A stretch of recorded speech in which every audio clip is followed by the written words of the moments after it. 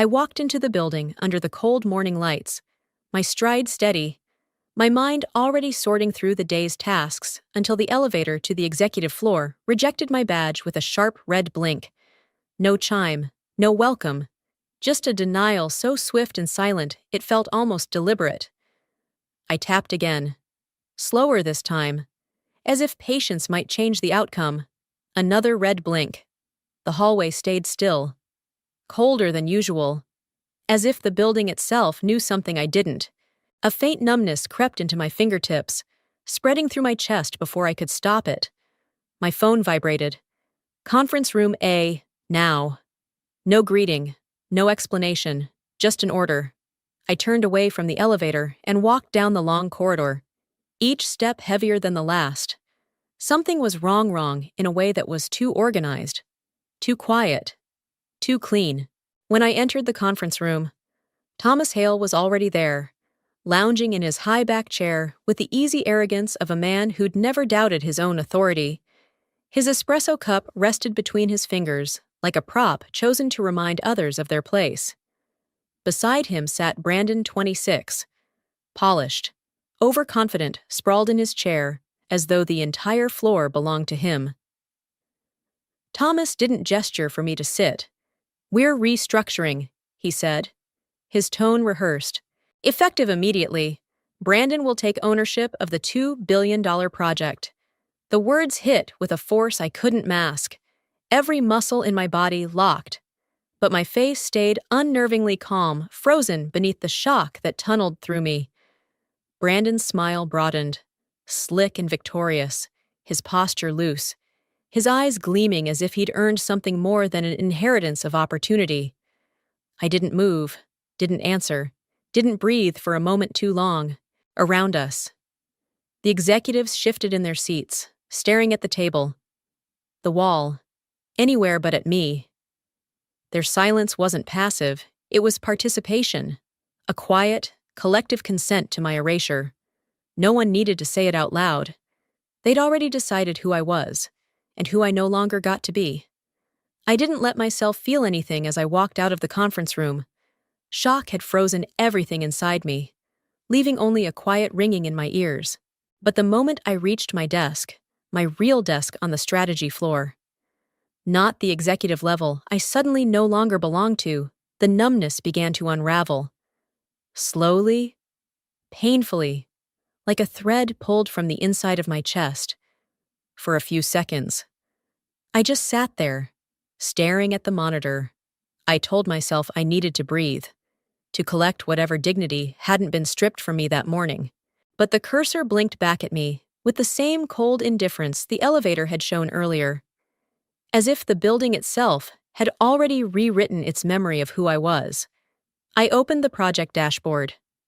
Not because I needed to work, I knew I wouldn't be touching anything significant anymore, but because I needed grounding. Something familiar. Something that still had my fingerprints on it, instead. What filled the screen was the past 8 months of my life. 8 months of late-night coffee and half-finished dinners. 8 months of early flights. Midnight calls with Europe. Pre-dawn syncs with Singapore. 8 months of living in airports, meeting rooms, and quiet rental cars where I practiced explanations of risk models like they were lines in a play. 8 months of building something from scratch. Something that had finally cracked the $2 billion threshold after countless revisions and near collapses. And all of it came back to me in a wave so strong, it almost knocked the air out of my lungs. I remembered the way I worked during those months, shoulders tight, posture straight, hand moving quickly, dragging yellow highlighter across paragraphs of data while my mind ran 3 steps ahead. My team teased me about my analysis, faced the narrowed eyes, the small crease near my left brow, the way everything else in the world seemed to vanish until the numbers aligned. I had poured myself into that project, cell by cell, until my own life blurred into the margins. And then, with one click, the hurt sharpened. I opened the central folder, the one that held every core model, every financial assumption, every predictive engine I'd built. I expected to see my initials next to each document, as they had been since the very first upload. Instead, I saw one name, Brandon Hale, lead architect. The words didn't register at first.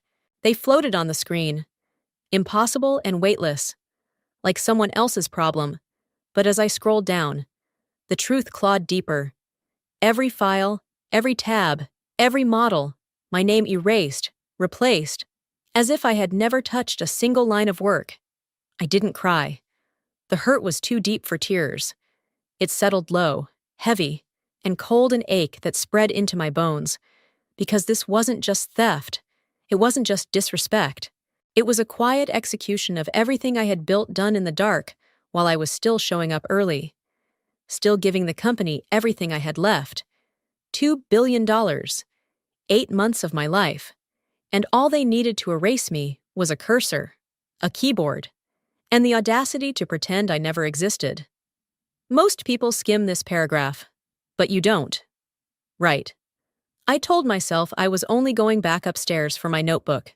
That was the excuse I repeated as I walked down the hallway. Still hollow from the morning's humiliation, I needed something familiar to hold on to, something that reminded me I still had a place here. Even if that place had just been violently rearranged. My notebook, filled with 8 months of sketches, questions, and revision paths, felt like the one piece of proof that I hadn't imagined everything I'd built. The floor was quieter than usual. Normally, the late morning energy hummed through every office keyboard's tapping, phones ringing, muted conversations behind glass walls. But that day, the silence felt unnaturally thick, like the air had shifted in the hours since they stripped the project from my hands. As I approached my old office, I slowed. The door was cracked open just an inch, letting out a thin sliver of light across the carpet, and voices. Thomas Hale's voice, low but sharp, carried through that narrow gap. I froze before I could stop myself. My hand hovered near the handle, but something deeper, fear or instinct, held me still. "She'll stay for now," Thomas said. His voice had lost the falsely warm cadence he used in public meetings. This tone was harder, colder, the one he saved for closed-door conversations, where he didn't bother to pretend he respected the people around him. HR Director Lillian Ross responded, her voice tight. "If you remove her completely, you risk destabilizing the team. They trust her." "Oh." "I know," Thomas replied, followed by a soft, humorless laugh. "That's why we keep her close. Use her expertise as long as it benefits us." Then his voice dropped even lower, as if he enjoyed the secrecy of what he was about to say. "But she does not appear in any final documentation. I want Brandon's name on everything from this point on." Cold pressure built behind my ribs. I leaned closer, barely breathing. Lillian hesitated. "You're sure that's wise? It's necessary," he said. "We can't let her overshadow him. Keep her close enough to extract what we need far enough that she never threatens his ownership." A pause. Then the sentence that shattered whatever remained of my morning composure: "Keep her near to exploit, but not close enough to be recorded." The words sliced through me, not metaphorically, physically. I felt my knees weaken as the floor seemed to tilt beneath me. Every assumption I had made after the meeting, every rationalization, every desperate attempt to believe this was a misguided business decision, collapsed. This wasn't restructuring. This was erasure, deliberate, calculated, systematic. I stepped back before either of them sensed movement. My pulse thudded in my throat. Loud enough, I worried it might echo through the hallway. I forced myself to breathe quietly, evenly. As I moved away from the door, I didn't grab my notebook. I couldn't. My hands were trembling too badly. And the idea of walking into that office, into the space they'd already begun dismantling from my life, felt unbearable, instead. I walked to the elevator, keeping my eyes forward, willing my expression into something neutral, logical, controlled. But inside, something fragile had cracked wide open. I had thought losing the project was the pain. I had been wrong. The real wound was realizing they had planned it long before today, planned it with precision, planned it with intention, planned it with the confidence of men who believed they could remove me quietly, efficiently, permanently, and for the first time all morning. One clear thought replaced the numbness. If they were planning to erase me, what else were they willing to do if you are just watching for fun? Do not comment. This section is for serious people. The following afternoon arrived with the kind of forced optimism only leadership memos could manufacture. Words like new direction, growth transition, and future vision cluttered my inbox long before the sun fully broke through the skyline. It was strange how the company tried to polish chaos into inspiration, as if all of us were too naive or too obedient to notice the cracks spreading beneath the surface. I knew better. Everyone did. We just pretended not to. Brandon's first formal presentation to our international partners was scheduled for 11. My role, according to the message from Thomas, was to provide silent support. The irony wasn't lost on me. Silence seemed to be the new theme of my career. Silence in the elevator, silence in the conference room, silence in the space where my name had once existed on every file that mattered. Still, I went. Years of professionalism had trained me well. When I walked into the presentation hall, Brandon was already there, standing near the front with the confidence of a man who believed posture could replace competence. He wore a tailored navy suit, the expensive kind, paired with a turtleneck meant to signal modern executive rather than unprepared child. His hair was styled impeccably. His watch gleamed under the soft lighting. He looked the part, at least at a distance, but the closer you got, the easier it was to see the cracks his restless shifting, the way he kept checking the slides as if the numbers might rearrange themselves out of mercy. I took a seat in the back row, ignoring the sting of being positioned so far from where I once belonged. My gaze sharpened, but my expression stayed controlled. If anyone looked my way, they'd find a calm observer. Only I knew the contempt simmering quietly just beneath the surface. The partners entered with their usual composure, seasoned executives from Zurich, Berlin, Tokyo, and Singapore. Men and women who had lived through entire economic cycles and could detect instability faster than a financial algorithm. Brandon greeted them with an overconfident smile that didn't reach his eyes. I could almost hear the silent wince ripple across the room. He began with a shaky breath. Good morning, everyone.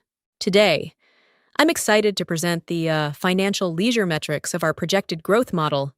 Leisure, not leverage. He didn't even notice the mistake, but the room did. I watched one of the Zurich directors tilt his head slightly, the first telltale sign that his patience had already begun thinning. Brandon clicked to the next slide, launching into a spiel that mixed buzzwords with half-formed financial concepts. Speaking fast, as if speed could hide the inaccuracies. It couldn't. Within 5 minutes, he delivered his second mistake, then a third. By the time he reached slide 7, he had misquoted 11 different figures, some by a few million, others by entire percentage ranges. He swapped baseline assumptions, confused net gains with net exposure, and proudly highlighted a growth model that contradicted itself in 2 separate bullet points. A director from Berlin exhaled slowly, pinching the bridge of his nose. Another leaned back with crossed arms, expression unreadable but far from impressed. From my seat in the back, I kept my posture straight, legs crossed, hands folded loosely in my lap, but my eyes sharp, unblinking, tracked every misstep. Each error felt like a tiny fracture in the image Thomas was desperately trying to manufacture. It was almost painful to witness, but not for Brandon's sake. The pain came from knowing this didn't have to happen. They had taken something precise, something carefully built, and thrown it into the hands of someone who didn't understand the foundation beneath it. When the room finally fell silent, Brandon looked around with a smile that wavered at the edges. Searching for approval he hadn't earned. He didn't find it. One of the directors closed his folder deliberately. Your understanding of leverage appears incomplete. Leisure, incomplete. Wrong. I didn't say a word. I didn't need to. My silence was the truest assessment in the room. Don't judge too quickly. Because here comes the biggest twist. The morning after Brandon's disastrous presentation felt strangely quiet, as if the entire building had agreed to hold its breath. People walked a little faster, spoke a little softer, and glanced toward the executive hallway with the kind of caution reserved for storms forming far out at sea. I wasn't sure if they sensed what I sensed, or if I was simply more attuned to the shifting temperature of this place after everything that had already happened. I settled into my workstation, trying to anchor myself in something routine. The faint hum of the desktop, the muted clicking of keyboards around me, the smell of someone's burnt toast drifting in from the break room, all of it felt oddly distant, like I was watching an office scene through fogged glass. Part of me wanted to disappear into the work, to forget the humiliation, the theft, the silence that had swallowed my name whole. But another part of me lingered in alertness, as if waiting for the next blow. It came 3 minutes later, a sharp ping. Unfamiliar. Not the standard email tone. I frowned and clicked the notification. Internal audit, automated alert owner, does not meet compliance threshold. For a moment, I couldn't move. The words glowed on my screen. Clear and final, like a verdict delivered without emotion. A chill spread from the base of my neck, all the way down my spine, slow, deliberate, merciless. It wasn't fear. It was recognition. Something deep inside me understood that this message wasn't a mistake. It was the first crack in the facade Thomas had been trying to manufacture around his son. I opened the full audit log, even before I typed the password. A part of me already knew what I would find. The system required documentation for any project owner overseeing assets worth more than $1 billion certifications, years of relevant experience, conflict of interest disclosures, background verification. It wasn't optional. It wasn't political. It was law. A regulation built to prevent exactly what Thomas had done. And Brandon didn't qualify for any of it. As the files loaded, the audit dashboard illuminated row after row of missing entries. Experience does not meet minimum requirement. Compliance certification not provided. Risk management credential not found. Third-party verification not submitted. Financial oversight authorization insufficient. Every line was a red flag screaming for attention. But the system wasn't built to scream. It was built to record quietly, coldly, permanently. My breath caught somewhere between disbelief and inevitability. I leaned back slightly, fingers hovering above the keyboard as the weight of what this meant began to form. This wasn't just a bureaucratic inconvenience. This was a structural breach, one that could trigger investigations, freeze contracts, or even halt operations entirely, before I could fully process it. Another email arrived from Thomas Hale, subject, ignore the audit notifications. We will handle this internally. Do not escalate. My jaw clenched. Thomas wasn't denying the problem. He was trying to bury it. I stared at the message, reading it again, letting its arrogance settle into my bones. He truly believed he could silence a system designed to protect the company from his very mistake. He thought he could override process, regulation, compliance, all because he was accustomed to bending rules until they broke quietly beneath him. But this wasn't quiet. Not anymore. Even from my desk on the lower floor, I could feel the shift the way the audit alert had sent an invisible tremor through the building. People didn't know the details yet, but whispers were beginning to form, cautious and sharp, as I sat there, cold settling deeper into my spine.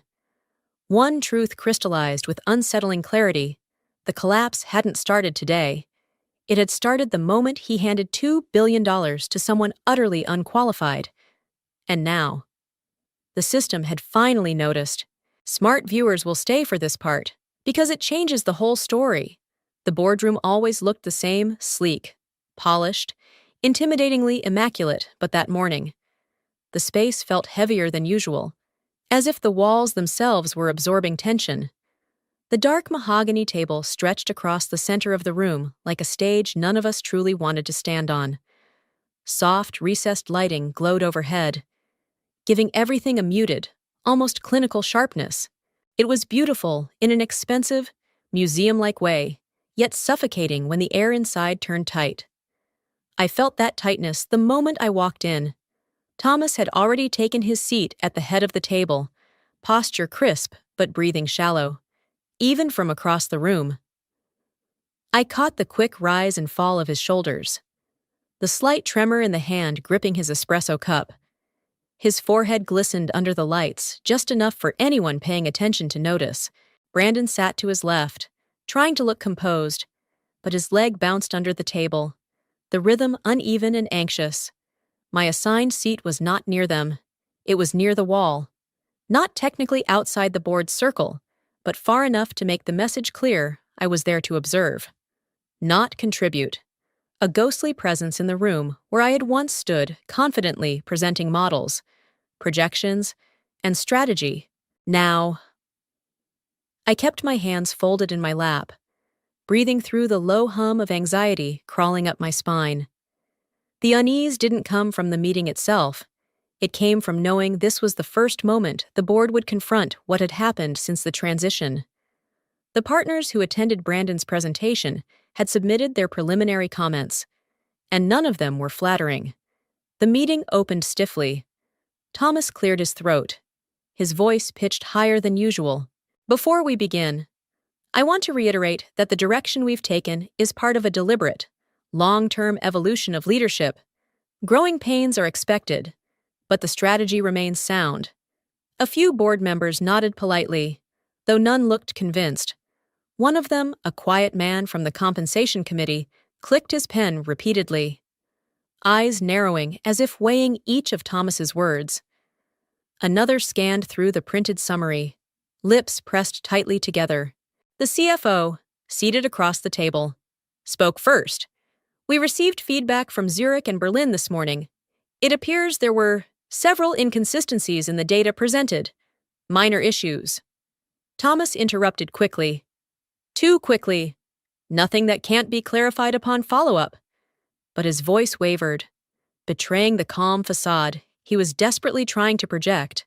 Another board member, Evelyn Shaw, known for her precision and lack of patience for corporate theatrics, leaned forward. Her expression was neutral, but her eyes were sharp. Minor issues, she repeated. 11 incorrect financial figures presented to international partners is not minor. Brandon stiffened. Thomas shifted in his seat, loosening his tie a fraction too visibly. The room seemed to constrict. I kept my gaze low, tracing the edge of my notepad with my thumb, trying to steady my breathing. I didn't want to be dragged into this, not because I lacked answers, but because my presence alone made everything more volatile. Then Evelyn turned her head slightly toward me. "Miss Cole," she said, tone politely measured. Something caught my attention in the preliminary report. She lifted a page, a section of Brandon's presentation. The structure, the phrasing, the analytical flow. It resembles your prior work. My heart stopped. The room shifted, chairs creaked, eyes tilted, breaths paused, all at once. I felt every gaze in the room moving between Thomas and me, measuring the distance, the tension, the unspoken implications. Thomas let out a short, tight laugh. Well, naturally, Ms. Cole has been a supportive advisor. His voice betrayed him. His breathing grew even faster. A bead of sweat rolled down his cheek. Evelyn didn't look away. Support is one thing. Replicating her methodology without her presence is another. It raises questions, doubt, cracks widening. I kept my expression neutral. Though my pulse hammered in my throat, I could feel the anxiety knitting itself tight around my ribs. But beneath it, something colder stirred a quiet, sharp recognition that the board was finally beginning to see the truth. Not fully, not yet, but enough to make the air shift. Enough for the first threads of suspicion to cling to Thomas rather than me. The unease thickened, and for the first time since losing the project, I sensed something shifting behind the polished walls of that room. They weren't doubting me anymore. They were doubting him. The next morning began with a silence that clung to everything: emails, hallways, even the air circulating through the vents. It wasn't the calm kind of silence. It was the type that trails after a public mistake, the kind that whispers through every corner of the building before news even spreads. People sensed it. I sensed it. And though no one said Brandon's name out loud, their eyes flicked upward with the same unspoken question. What now? I tried to focus on the small tasks still assigned to me, minor checks, internal clarifications, anything that kept my hands busy while my mind refused to rest. But anxiety sat heavy in my chest, stubborn and unmoving. I had lived through enough corporate storms to recognize when a shift was coming, and the wind had already turned days ago. What I didn't know was how quickly the next blow would arrive. It came at 9:23. An email alert blinked across my screen, displaying the name of our lead partner in Zurich, Marcus Reinhardt. He was someone I had worked with for years, a man with a sharp sense of humor, a tactician's instincts, and a warm handshake that always made negotiations feel balanced rather than adversarial. He used to greet me by name every time we spoke. He used to smile. He wasn't smiling now. His message was short, clipped, and unsettlingly direct. We request immediate confirmation of competency documentation for the current project owner. Please provide all certifications, verification records, and relevant experience summaries within 48 hours. A cold ripple slid beneath my skin. Not because the request itself was unusual. These verifications were standard for large-scale financial structures, but because he was asking. Marcus never questioned my leadership, never doubted the integrity of my reports, never once asked for additional proof of my qualifications. But Brandon wasn't me, and they knew it. I reread the message, unable to shake the feeling that something fundamental had broken between us. Something I hadn't realized mattered until it was suddenly absent. The trust I'd built over months and years had evaporated in a single leadership switch. It was a wound I hadn't expected to feel so deeply. Before I could respond, another email appeared. This one came from Tokyo, then Singapore, then Berlin, each with the same request competency verification for the new project owner. None addressed to me directly, none written with the warmth I had once taken for granted. I pushed back my chair, forcing myself to stand even as unease tightened around my ribs. I knew where this was headed. I knew Thomas would see this as a personal attack rather than a procedural request. And I knew Brandon, no matter how hard he tried, would not know how to navigate this moment. I walked down the hall toward the executive wing, hands cold despite the steady climate control. When I reached the glass-walled conference room, both Thomas and Brandon were already inside. The moment he spotted me, Thomas snapped, "What now?" I held up my tablet. "The partners have requested competency verification for Brandon." For a heartbeat, the room went still. Then everything erupted. Thomas stood too quickly, chair screeching backward. "This is absurd," he barked. "They never questioned your leadership. Why are they questioning his?" His voice cracked on the last word, revealing what he didn't want anyone to hear: fear. Brandon, pale and visibly shaken, stared at the table instead of facing me. His jaw clenched and unclenched, trying to mask his panic. But the tremor in his hands betrayed him. He didn't ask what documents were needed. He didn't ask how to provide them. He didn't even ask what competency verification entailed. He already knew he didn't have it. Thomas slammed his palm against the table. "We'll send them what we have." "What we have," I said carefully, "won't meet their requirements. They're asking for certifications Brandon does not hold." His eyes snapped to mine, burning with frustration. But underneath it was something darker: recognition. The realization that the facade he'd built was beginning to crumble. "And you," he said sharply, "will keep your opinions to yourself unless asked." I didn't respond, not because I agreed, but because any word from me would only accelerate the unraveling he was trying so desperately to prevent. As I stepped back from the table, watching Thomas's anger rise and Brandon's confidence collapse, one truth settled like ice in my stomach. The partners were no longer smiling, and that alone was enough to change everything. There are moments in corporate life when everything becomes too quiet, not in a peaceful way, but in the way the air feels right before thunder splits the sky. That was the feeling that settled over the office the next morning. No chatter in the hallways, no casual greetings, no laughter drifting out of break rooms, just a strained hush. As if everyone knew something was coming and no one wanted to be the first to acknowledge it. That's the state everything was in when the email from legal landed in Brandon's inbox and mine. Subject mandatory completion. Fit and proper person verification. My stomach tightened. Not because the form was unfamiliar, on the contrary. I had filled it out every time a major partnership or high-value project transferred leadership. It was standard procedure for any executive assuming responsibility over assets exceeding $500 million. Routine, necessary, harmless when the person in question actually met the criteria. I opened the attached document slowly, scanning each section even though I already knew it by heart. Professional qualifications, compliance certifications, risk management credentials, prior oversight of assets, 500 nuller, conflict of interest declarations, third-party verification. Each one a gate Brandon couldn't pass. I walked toward the executive conference room with the document pulled up on my tablet, feeling that eerie stillness inside me, the kind that comes when instincts whisper to stay quiet and stay still, because the storm hasn't hit yet. But it will.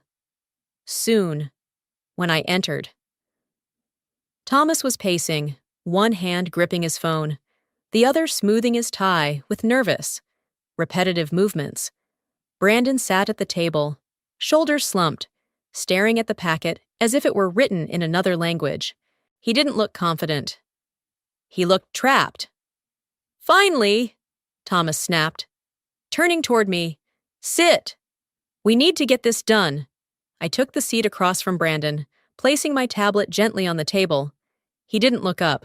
"Let's start simple," Thomas said. His tone clipped. "Brandon, fill out the background section." Brandon scrolled, hesitation tightening every muscle in his face. His cursor hovered over the first major question. "Have you previously managed financial assets exceeding 500, yes or no? If yes, provide details." His hand froze. The room fell into a silence so thick it felt physical. I watched him swallow, his jaw tightening. He clicked yes, then stopped, unable to type a single word into the explanation box. The empty field waited accusing, unblinking. Thomas leaned over him. "Just write something." Brandon shook his head. "What do I write? I haven't managed anything that size." Thomas's irritation flared. "They won't check every detail." "Yes." "They will," I said quietly. Both men turned toward me. Thomas with anger, Brandon with a pale, almost pleading expression. I kept my voice even, though the weight in the room pressed down harder with each passing second. "This isn't a casual disclosure," I continued. "It's a legal verification. If you misrepresent your experience and they audit it, the entire project becomes non-compliant." Thomas straightened, jaw clenched. "Then fix it." I blinked slowly. "Fix it?" "Yes," he said sharply. "Make it look right. Tailor the description. Word it so he fits the criteria. And if the partners request external validation, I asked, if they ask for documentation, references, prior oversight memos, I can't fabricate what doesn't exist." His breath hitched. A thin line of sweat formed at his hairline. Brandon looked between us helplessly, hands trembling. I kept my tone calm. Steady the voice of someone standing in the eye of a storm. "If you submit this as is, it will be rejected. If you alter it, it becomes a compliance breach. Either way, the truth surfaces. The truth." The words seemed to land heavier than anything else spoken in the room. Thomas lowered himself into his chair, rubbing his forehead with both hands. "There must be a way," he muttered. "There has to be. But there wasn't. And he knew it. The form that had always been a simple procedural step for me had become an unmovable barrier for them, an undeniable reminder that no amount of strategy, spin, or desperation could turn Brandon into someone qualified. As I sat there, watching the panic slowly replace their confidence, the silence in the room deepened no longer the calm before the storm, but the realization that the storm had already begun, and there was no form in the world that could save them now. If you don't like digging, don't go back to previous videos. I was halfway through a cup of lukewarm coffee when the sound hit, first not the usual office chatter, not the tapping of keyboards, but a strange ripple that moved across the floor like a fast-spreading tremor. Conversations faltered, chairs scraped, a printer jammed, and no one bothered to fix it. The quiet from earlier in the week had returned, but this time it felt sharper, electrified, as if the entire building had suddenly inhaled and forgotten how to let the breath out. Then my email pinged. The sender wasn't Thomas. It wasn't Brandon. It wasn't even one of the senior analysts. It was the board, and beneath it, a forwarded message from Zurich. My pulse kicked once, heavy and unsteady. As I clicked, "We cannot proceed. The proposed project owner does not meet minimum competency standards." For a few seconds, I genuinely thought I had misread it. My eyes darted over the words again and again, but nothing changed. It was short, brutal, and devastatingly clear, exactly the kind of message no multinational partner ever sends unless every internal alarm has already been triggered. Worse, the email was addressed to the board directly, bypassing Thomas entirely. My coffee went cold in my hand as the realization hit me. This wasn't a warning. This was a verdict. A second later, a stunned gasp echoed from somewhere down the hall, then another, and another. Word spread like wildfire. Someone had forwarded it, or screens had been glimpsed, or whispers had escaped from the executive wing. Whatever the source, the effect was immediate and seismic. The company was collapsing into real-time crisis. Notifications exploded across my screen. Stock alerts, portfolio shifts, internal chat rooms lighting up with frantic messages from analysts, from managers, even from people I barely knew. The share price was dropping, not steadily, but violently, like a freefall. 5%, then 8, then 12. The number kept shifting, red and unforgiving. I stood up, stepping back from my desk as though distance could soften the blow. It didn't. The hallway outside my office had erupted into chaos.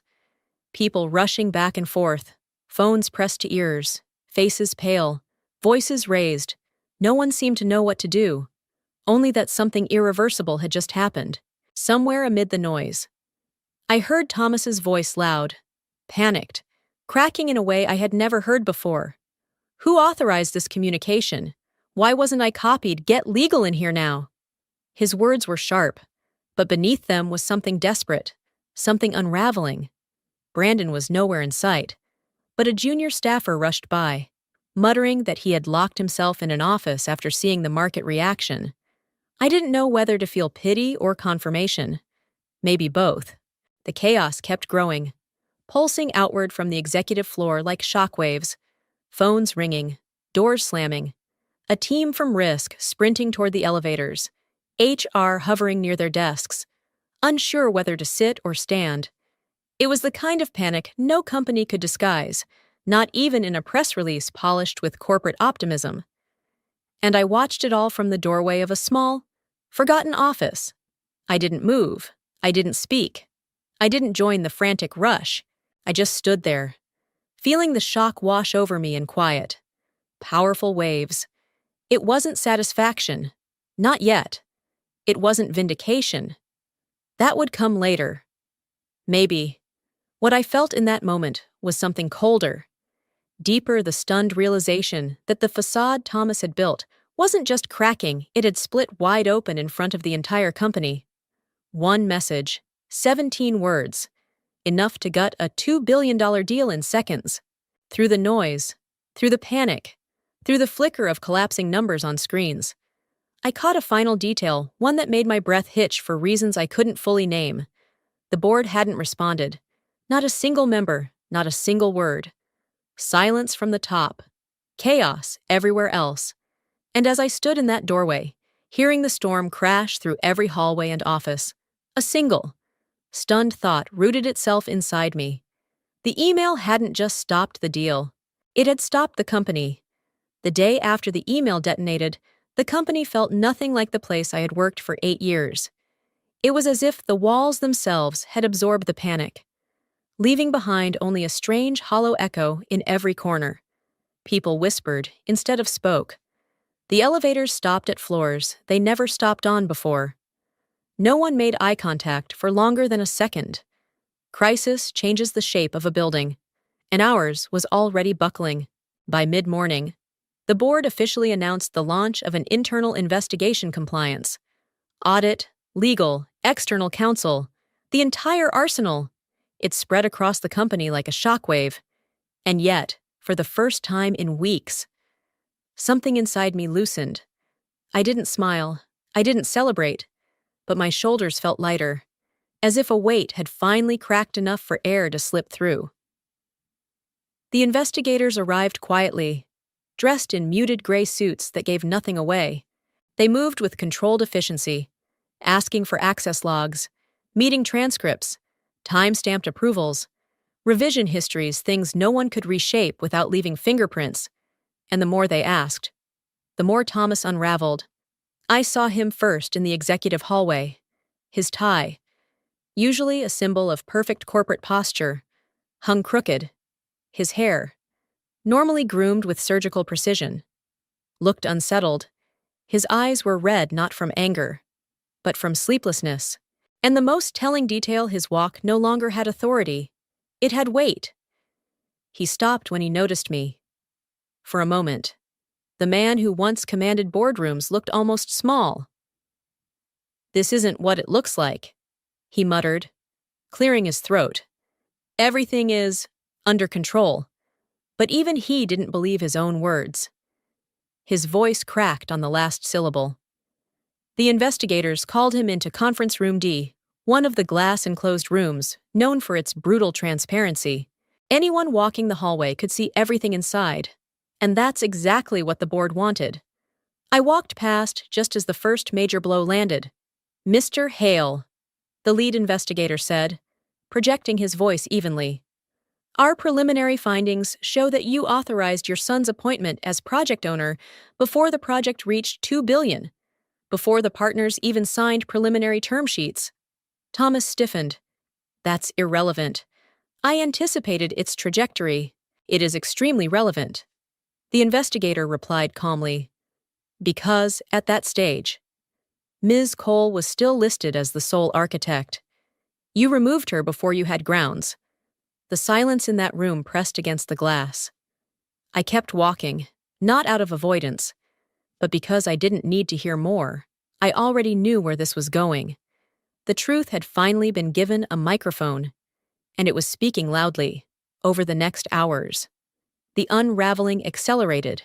Evidence piled up: emails, access logs, meeting summaries, timestamps showing decisions made long before justification existed.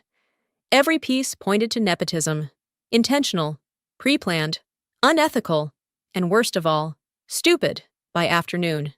The board gathered without Thomas. The doors shut behind them, with a sound that carried through the floor like a verdict being carved into stone. I waited in a smaller conference space, one of those rooms usually used for training or minor briefings. It wasn't glamorous, but it was quiet. And in that quiet, something inside me finally shifted. My posture straightened, my breath deepened. The tension that had filled my spine for weeks dissolved, replaced by something steadier, heavier authority, not the kind given by job titles, the kind given by truth finally resurfacing. An hour later, a board liaison appeared at my door. "They'll want to see you next," she said, her voice gentler than I expected. I stood fully upright, shoulders squared, no tremor in my hands. For the first time since the project was stolen from me, I felt my own footing again. The floor didn't tilt anymore, it held. When the boardroom doors opened, Thomas was being escorted out, eyes blank, face drained of all its usual color. He didn't look at me, or maybe he did and couldn't register what he saw, because I wasn't the woman they erased. I wasn't the silent figure in the back row. I wasn't the ghost they tried to walk through. I was standing tall again, and they all felt the shift. They escorted Thomas out through the side hallway, reserved for exits no one wanted to be seen using. His face was drained of authority, of certainty, of everything he'd once worn like armor. The crooked tie, the puffy red eyes, the hollow stare. It was all a far cry from the man who had looked at me weeks earlier as if stripping me of my life's work was merely a strategic decision. He didn't even glance back. Maybe he couldn't. Maybe he already knew it was over. Brandon followed minutes later, shoulders hunched, expression crumpled in humiliation, his polished exterior, the expensive suits, the arrogant half-smile. The effortless entitlement had vanished. He clutched a cardboard box against his chest, avoiding every eye in the hallway. No one stopped him. No one offered comfort. He left as quietly as he had risen, only now stripped of the illusion that he had ever belonged in the role he stole. I watched it all from the doorway of the small conference room they'd told me to wait in. I didn't gloat. I didn't smirk. What I felt wasn't triumph. It was reclamation, something firm, steady, rightful settling back into my bones. Not revenge. Alignment. Minutes later, a board liaison appeared again. "They're ready for you. Ms. Cole." I followed her down the corridor, the muted thud of my heels sounding louder than I expected. It struck me then, not one person looked at me with pity, or doubt, or resentment. Every glance that met mine carried something else entirely: recognition. The boardroom door opened, and for the first time in weeks, the room didn't feel hostile, didn't feel like a stage where I had to make myself small. The air was still heavy, but not with tension, with expectation. Every board member stood as I entered. That alone nearly stopped my breath. Evelyn Shaw gestured toward the seat at the head of the table, the same seat Thomas had occupied for 8 messy years. "Ms. Cole," she said, her voice steady. "Please have a seat." I sat spine straight, shoulders squared, palms resting lightly on the polished table, not defensive, not hesitant, entirely in control of myself. Evelyn folded her hands. "We owe you an apology, a sincere one. What happened over the last 2 months was unacceptable," another board member added. "The company would not have reached the 2 billion mark without your leadership. Dismissing your role was a mistake, and one we intend to rectify immediately." Their words washed over me with a strange mix of calm and gravity. Not gratitude, not surprise, relief. Perhaps, or maybe validation after being buried in silence for far too long. "We would like you," Evelyn continued, "to step into the role of Interim Chief Strategy Officer." A low hum of agreement circled the table. I could feel the shift in the room. These were not men and women trying to save face. These were leaders trying to save the company, and they knew exactly who they needed. For a moment, I didn't respond, not because I doubted my answer, but because the weight of the moment deserved a pause. When I finally spoke, my voice was calm, but grounded in a power I'd earned the hard way. "I'll take the role," I said, "but I will not inherit the remnants of someone else's leadership. I will operate with full authority, full transparency, and full autonomy." My gaze swept across the room.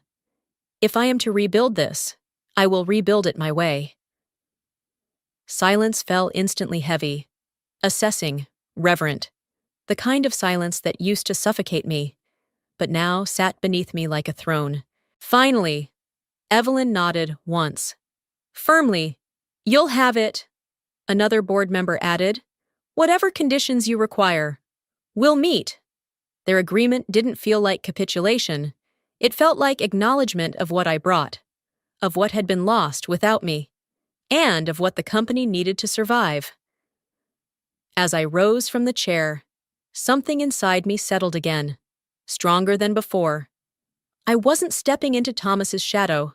I was stepping into my own authority, and for the first time in a long time. They weren't trying to erase me. They were depending on me. The jet took 8 hours to cross the Atlantic, but for the first time in months, the flight didn't feel like an escape. It felt like arrival. When the doors opened and the cool Zurich air hit my face, a quiet certainty settled into me, steady, unshakable, earned. I wasn't returning as the woman they'd tried to erase. I wasn't stepping into a room as an accessory, an advisor, or a shadow lingering behind a louder voice. I was walking in as the interim chief strategy officer of Northbridge Dynamics and the authorized leader of a project worth $2 billion. The international headquarters looked exactly as it had the last time I visited. Glass walls, brushed steel accents, wide hallways that echoed with the low hum of business conducted at the highest level. But the energy was different. Or maybe I was different. My stride felt grounded. My shoulders were relaxed, not weighted. Confidence didn't feel like something I had to conjure. It flowed naturally, like a current that had always been there, waiting for the right moment to surface. When I entered the main conference room, the partners, all 5 of them, stood. Every single one. Marcus Reinhardt, who had once greeted me with warm humor, but recently with a cautious distance, stepped forward and extended his hand.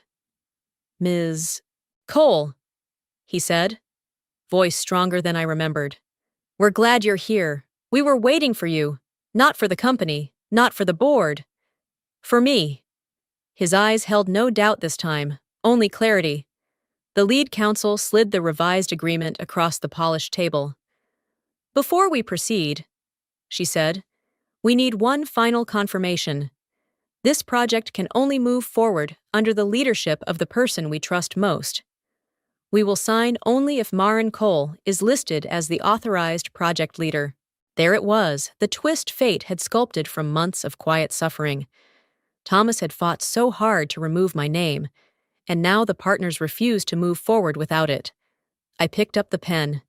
My hand didn't shake. My name flowed across the document with calm precision, permanent, undeniable, rightful. The moment the ink settled, a collective exhale filled the room, followed by the crisp sound of signatures joining mine. Just like that, the deal reignited. And with it, the company. Over the next hours, we mapped the next phase timelines, compliance guardrails, cross-functional checkpoints, the old rhythm, the one built on competence, expertise, and trust returned effortlessly. I wasn't rebuilding from ashes. I was restoring something that had always belonged to me. Later, when the final meeting adjourned, I stepped out onto the balcony overlooking the Zurich skyline. Evening light spilled across the city, soft gold catching the edges of glass towers and rippling against the lake. I glanced at my reflection in the window, the same gong keen I'd worn for years, but now illuminated by the sun in a way that made them look almost new. I realized then this wasn't about revenge. It was about recognition, about the truth surfacing despite every attempt to bury it. When I returned to the conference room to gather my things, Marcus approached one last time. "We never forgot what you built," he said gently. "Now the company won't forget either." I walked out of that room with my head high, each step measured, each breath steady. The glass doors closed behind me, and for the first time since the beginning of this ordeal, I felt whole again, seen, valued, remembered. And as I stepped into the fading light, it reflected off my glasses in a bright, clean gleam, a full circle kind of glow, a deserved one. In the end, here's what I learned: no matter who tries to silence you, the truth has a way of resurfacing. Real value can't be erased, real integrity can't be replaced, and real effort eventually finds its way home. If you're listening right now, tell me, where are you watching from, and which moment in this story hit you the hardest? Share your thoughts. Share your story. I read every comment. And if this journey moved you, don't forget to like, subscribe, and share this video so more people can find strength in stories like this. I'll see you in the next one. See you in the next one.